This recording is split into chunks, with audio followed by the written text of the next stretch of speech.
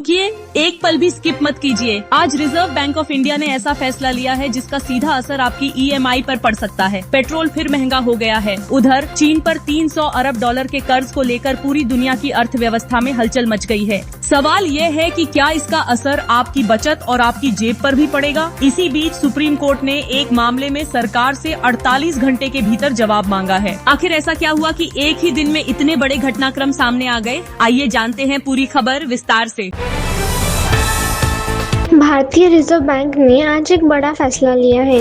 महंगाई पर लगाम लगाने के लिए RBI ने रेपो रेट में 50 बेसिस पॉइंट की बढ़ोतरी कर दी है। यह लगातार चौथी बार है जब RBI ने रेपो रेट बढ़ाई है। नई रेपो रेट 7.25% हो गई है। इस फैसले का सीधा असर आम जनता पर पड़ेगा। होम लोन, कार लोन और पर्सनल लोन की EMI महंगी हो जाएगी।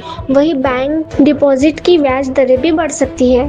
RBI गवर्नर ने कहा है कि महंगाई अभी भी चिंता का विषय है। खाने पीने की चीजें और ईंधन की कीमतों में लगातार बढ़ोतरी हो रही है, इसलिए रिजर्व बैंक ने यह कदम उठाया है। संसद के मानसून सत्र के दौरान केंद्र सरकार ने एक अहम बिल पेश किया। इसमें 250 साल पुराने एक कानून में बड़े बदलाव का प्रस्ताव है। कानून मंत्री ने बिल पेश करते हुए कहा कि यह देश की जरूरत है और इससे न्याय प्रक्रिया में तेजी आएगी। वहीं विपक्ष ने इस बिल का विरोध किया। उनका कहना है कि इस बिल से आम नागरिकों के अधिकारों पर असर पड़ेगा। कई विपक्षी दलों ने संसद में हंगामा किया। अब इस बिल पर अगले सप्ताह विस्तृत बहस होगी। सरकार का कहना है कि वह बिल को जल्द पास कराना चाहती है। चीन की एक बड़ी रियल एस्टेट कंपनी ने डिफॉल्टर कर दिया है। इस कंपनी पर करीब 300 अरब डॉलर का कर्जा है। इस खबर के बाद वैश्विक बाजार में हड़कंप मच गया है। अमेरिका, यूरोप और एशिया के शेयर बाजारों में बड़ी गिरावट दर्ज की गई है। निवेशकों की चिंता बढ़ गई है। विशेषज्ञों का कहना है कि अगर चीन का यह संकट गहरा गया तो दुनिया भर की अर्थव्यवस्था पर असर पड़ेगा। भारत पर भी इसका असर देखने को मिल सकता है। विदेशी निवेशक भारतीय बाजारों से पैसे निकाल सकते हैं। सुप्रीम कोर्ट ने आज एक संवेदनशील मामले में सरकार को कड़ी चेतावनी दी। कोर्ट ने कहा कि अगर समय रहते कदम नहीं उठाया गया तो वह खुद इस मामले में हस्तक्षेप करेगी। मामला दवा आपूर्ति से जुड़ा है। देश के कई राज्यों में जरूरी दवाओं की कमी हो गई है। इससे अब तक 3 मौतें हो चुकी हैं। सुप्रीम कोर्ट ने इस पर स्वतः संज्ञान लिया। कोर्ट ने सरकार को 48 घंटों का समय दिया है कि वह रिपोर्ट पेश करे। अगली सुनवाई 10 जुलाई को होगी। आज के कारोबारी सत्र में शेयर बाजार लाल निशान पर बंद हुआ। सेंसेक्स 700 अंकों की गिरावट के साथ 72,500 के स्तर पर बंद हुआ। वहीं निफ्टी भी 20,000 अंकों के नीचे फिसल गया। बाजार में गिरावट का मुख्य कारण विदेशी निवेशकों की लगातार बिकवाली है। इसके अलावा RBI के रेपो रेट बढ़ाने के फैसले का भी असर देखने को मिला। बैंकिंग शेयरों को सबसे ज्यादा झटका लगा। फार्मा और IT शेयर भी लाल निशान पर रहे। यूक्रेन रूस जंग में आज एक और बड़ा हमला हुआ। रूस ने यूक्रेन के एक शहर पर मिसाइल हमला किया। इस हमले में 12 नागरिक मारे गए हैं। दर्जनों लोग घायल हो चुके हैं। यूक्रेन के राष्ट्रपति ने इस हमले की कड़ी निंदा की है। उन्होंने कहा कि यूक्रेन जवाबी कार्रवाई करेगा। वहीं अमेरिका ने भी रूस के इस कदम पर चिंता जताई है। इस हमले के बाद यूरोपीय देशों में सुरक्षा बैठक बुलाई गई है। संयुक्त राष्ट्र ने भी स्थिति पर नजर रखी है। प्रधानमंत्री ने आज एक नई योजना की शुरुआत की है। इस योजना का बजट 20,000 करोड़ रुपए है। इसका उद्देश्य देश के गरीब परिवारों को सीधा लाभ पहुंचाना है। इस योजना के तहत 5 करोड़ परिवारों को सालाना 6,000 रुपए की मदद दी जाएगी। यह पैसे सीधे उनके बैंक खाते में जाएंगे। ऑनलाइन आवेदन की प्रक्रिया आज से शुरू हो गई है। इच्छुक लोग 31 दिसंबर 2026 तक आवेदन कर सकते हैं। सरकार ने इसे लेकर जागरूकता अभियान भी शुरू किया है। नीट UG 2026 का रिजल्ट आज शाम 4 बजे जारी किया जाएगा। इस एग्जाम में 20 लाख से ज्यादा छात्र शामिल हुए थे। रिजल्ट NTA की आधिकारिक वेबसाइट पर उपलब्ध होगा। इस बार नीट में 15% आरक्षण को लेकर काफी विवाद रहा। कई राज्यों ने आरक्षण के नियमों पर आपत्ति जताई थी। इस मामले में सुप्रीम कोर्ट में याचिका भी दायर हुई है। रिजल्ट आने के बाद काउंसलिंग प्रक्रिया अगले महीने से शुरू होगी। मेडिकल कॉलेज में सीटों के लिए काफी बड़ी प्रतिस्पर्धा है। आज एक बार फिर पेट्रोल और डीजल की कीमतों में बढ़ोतरी हुई है। पेट्रोल 1.5 रुपए प्रति लीटर महंगा हो गया है। वही डीजल 1.25 रुपए प्रति लीटर बढ़ गया है। यह पिछले 3 दिनों में 5वीं बढ़ोतरी है। अब कुछ शहरों में पेट्रोल का दाम 102 रुपए के करीब पहुंच गया है। तेल कंपनियों का कहना है कि अंतर्राष्ट्रीय बाजार में कच्चे तेल की कीमतों में बढ़ोतरी होने से यह कदम उठाया गया है। आम आदमी की जेब पर इसका सीधा असर पड़ेगा, महंगाई और बढ़ सकती है। मध्य पूर्व में इजराइल और हिजबुल्लाह के बीच तनाव एक बार फिर बढ़ गया है। हिजबुल्लाह ने इजराइल की सीमा पर रॉकेट हमला किया, जवाब में इजराइल ने हवाई हमला किया। इस हमले में 5 लोगों की मौत हो गई है, कई लोग घायल हैं। संयुक्त राष्ट्र ने दोनों पक्षों से संयम बरतने की अपील की है। अमेरिका ने भी इस मामले पर चिंता जताई है। कहा जा रहा है कि अगर यह तनाव बढ़ा तो पूरी रीजन में अस्थिरता आ सकती है। दिल्ली पुलिस ने आज एक बड़ी कार्रवाई की है।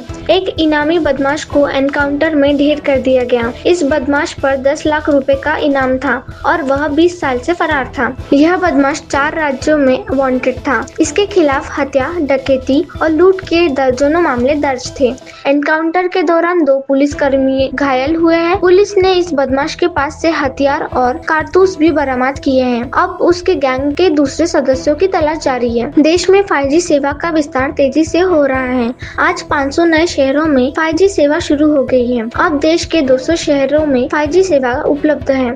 टेलीकॉम कंपनियों को निर्देश दिया गया है कि अगले 3 महीनों में 500 शहरों तक 5G सेवा पहुंचाई जाए। सरकार का कहना है कि इससे डिजिटल इंडिया को बढ़ावा मिलेगा। 5G की स्पीड 4G से 10 गुना ज्यादा है। इससे ऑनलाइन काम, गेमिंग और स्ट्रीमिंग में काफी सुविधा होगी। मानसून ने एक बार फिर रफ्तार पकड़ ली है। मानसून विभाग ने 15 राज्यों में भारी बारिश का अलर्ट जारी किया है। उत्तराखंड, हिमाचल, पंजाब और पश्चिम बंगाल में बारिश का रेड अलर्ट है। कई नदियों का जल स्तर बढ़ने लगा है। बाढ़ की आशंका को देखते हुए प्रशासन ने राहत कार्य तेज कर दिए हैं। कुछ जिलों में स्कूलों को बंद करने के आदेश दिए गए हैं। सरकार ने लोगों से अपील की है कि अनावश्यक यात्राओं से बचे और सुरक्षित स्थानों पर रहें। देश में स्वाइन फ्लू के मामले एक बार फिर बढ़ गए हैं। पिछले 24 घंटों में 500 नए मामले सामने आए हैं। 5 राज्यों में स्वाइन फ्लू के मामले ज्यादा पाए गए हैं। स्वास्थ्य विभाग ने सतर्कता बढ़ा दी है। लोगों को बुखार, खांसी और गले में खराश जैसी लक्षणों पर ध्यान देने की सलाह दी है। सरकार ने दिशा निर्देश जारी की है कि बचाव के लिए क्या करना चाहिए। अस्पतालों में स्वाइन फ्लू के लिए अलग वार्ड बनाए गए हैं। स्वास्थ्य मंत्री ने कहा है कि पर्याप्त दवाओं और वैक्सीनों का इंतजाम है।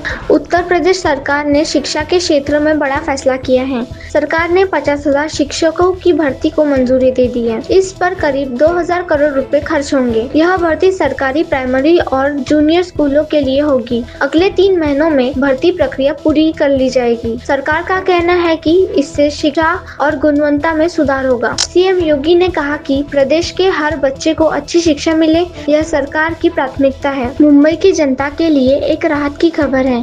आज से मुंबई मेट्रो का नया रूट शुरू हो गया है।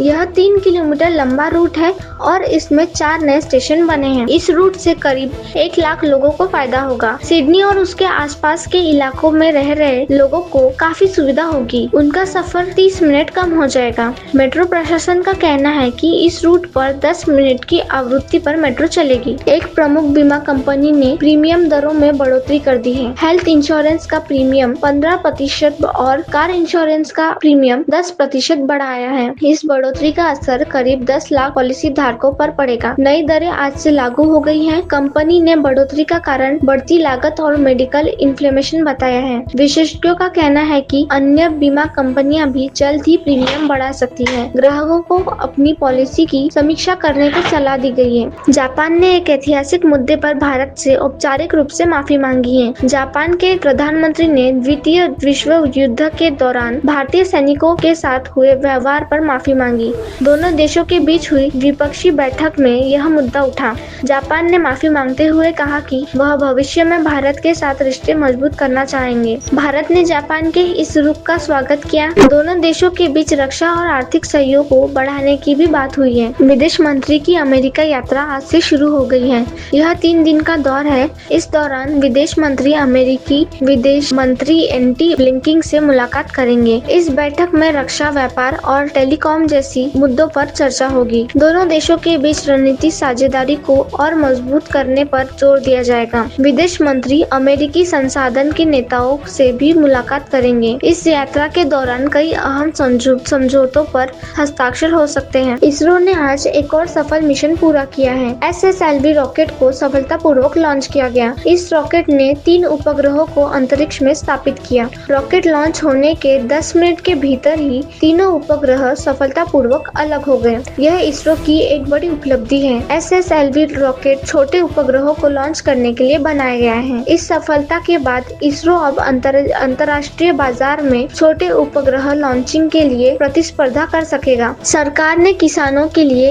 एक बड़ी राहत का फैसला किया है। फसल बीमा योजना का दायरा 50% बढ़ा दिया गया है। इससे 5 करोड़ किसानों को लाभ होगा। अब फसल बीमा में नई फसलों को भी कवर किया जाएगा। साथ ही बम्पर फसल होने पर भी किसानों को बीमा मिलेगा। कृषि मंत्री ने कहा कि इससे किसानों की आय में स्थिरता आ जाएगी। इस फैसले का स्वागत किसान संगठनों ने किया है। उन्होंने कहा कि यह कदम किसानों के हित में है।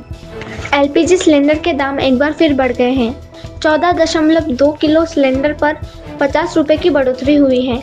यह पिछले 3 महीने में तीसरी बढ़ोतरी है। सरकार का कहना है कि अंतर्राष्ट्रीय कीमतों में बढ़ोतरी के कारण ऐसा किया गया है। हालांकि गरीब परिवारों को दी जाने वाली सब्सिडी जारी रहेगी। आम आदमी पर इस बढ़ोतरी का बोझ पड़ेगा। रसोई गैस महंगी होने से रसोई का बजट बिगड़ेगा। कोरोना के नए वेरिएंट को लेकर देश भर में सतर्कता बढ़ गई है। अब तक 5 देशों में इस वेरिएंट के मामले सामने आए हैं। भारत में भी 10 मामले सामने आए हैं। WHO ने देशों को सतर्क रहने की चेतावनी दी है। हालांकि विशेषज्ञों का कहना है कि मौजूदा वैक्सीन इस वेरिएंट पर कारगर है। भारत सरकार ने भी निगरानी बढ़ा दी है। यात्रियों की स्क्रीनिंग और टेस्टिंग पर जोर दिया जा रहा है। सरकार ने लोगों से कोविड प्रोटोकॉल को पालन करने का कहा है।